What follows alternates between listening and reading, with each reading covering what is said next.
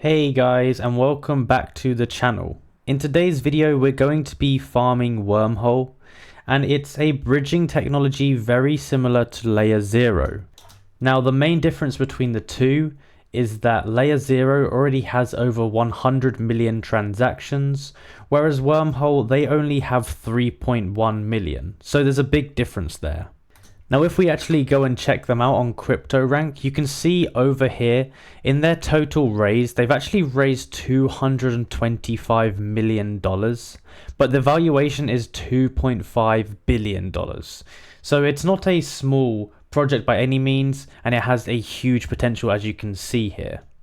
So we're going to be farming Wormhole. We think that there can be a 10% drop rate, so we're going to be farming this. We also are farming Layer 0, but this is a good one to go for as well at the same time. And I'm going to show you how to actually go about doing it in the best way possible to get, the easiest way.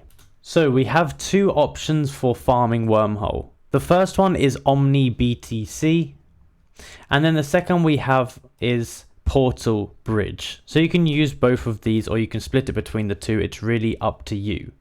Now Portal Bridge is actually the bridge that Wormhole created. So this is like the one that they have. So you can go ahead and use this.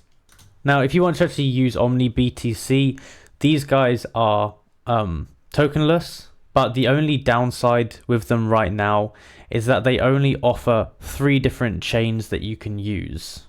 So the 3 you can go ahead and use are BNB, Polygon, and also Solana. Now one good thing about this is that you can select a different token on the chains, which is very useful. You can select source and you can select a different chain, we'll say BNB chain. It actually looks like they've got a few more chains. And then we can select what we want the source to be. The destination here, we can actually change that as well. So that's quite useful. And we can use that here. So once we've actually selected the source and the destination, we can select the amount we want to send, and then we can go ahead and actually connect our wallet. So click the connect wallet button here, and you can connect all of these different wallets very easily. You've got MetaMask, Coinbase, OKX. There's so many here that you can actually choose from. Now I'm going to just connect MetaMask. This is the one I find the easiest to use myself, but you can pick your own one. So at the moment here we have all the different options we've got, and these are all the applicable bridges. You can see we've got this. We want to go down here to the Wormhole protocol. This is the one we want to select to obviously get our airdrop. Okay, so it's very simple from here. Go ahead, select this one and the alternative one.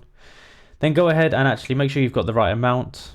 You can go down here to the balance. Press swap. It's going to open up your MetaMask or whatever type of platform or wallet you're using. And then from there, you can just confirm it and it should go ahead and swap it just like that.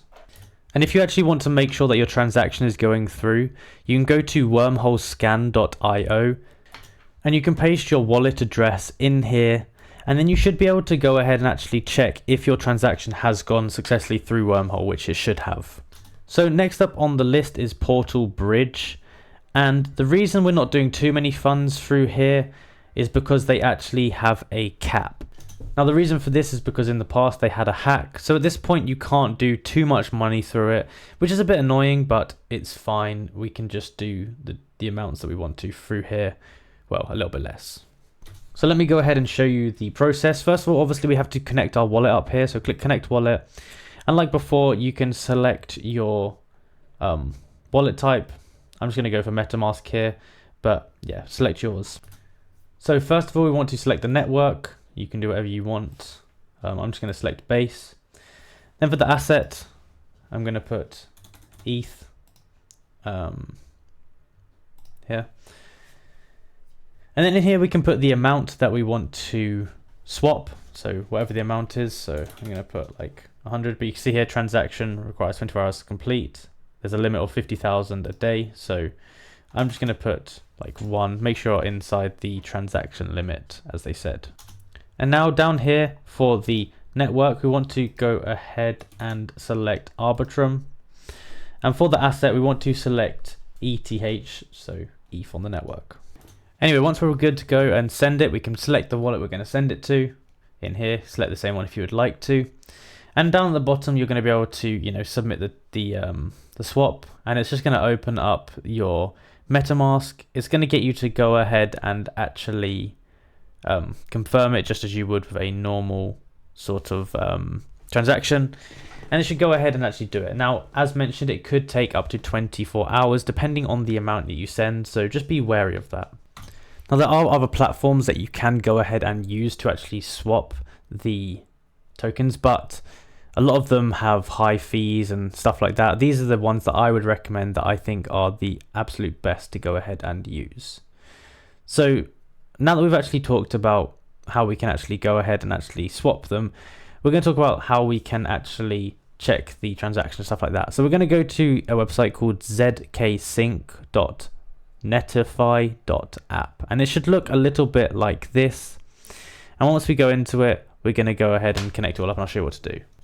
So from here, what we can do, go ahead and enter the address or ENS name, and we can click scan, and it's going to show us all of the different transactions that have gone on the wallet. Now in here, there's actually a lot of different things you can look at here, like actually a ton of different things to look at. All of these up here, we want to be looking at this one here. It's going to tell you the protocols, it's going to tell you your active account, the volume, interaction, the use chain, and it's going to show you all of the transactions down here. But I've obviously done none, so you can't see any, but that's how you would go about doing it. So I think that basically makes sense. I hope that taught you exactly what you needed to know. Now our goal is to kind of get the use chain as high as possible. So trying to use all these different chains, you know, all of these different ones that we can actually go ahead and use: Base, BNB, Solana, Ethereum, Phantom, Polygon. There's so many here. So we're going to try and use as many as possible to get the chain as high as possible. And then we're going to try and get the interaction above 25, just like that. But yeah, some of these chains can be a little expensive, so I might avoid some of those. But that's how you basically do it. So if you have any questions about this, then let me know down below. If it helped you out, let me know as well. And if you have any other videos that you'd like us to go ahead and make, send a comment down below and we'll go ahead and do that. So thank you for watching the video, and we will see you in the next one.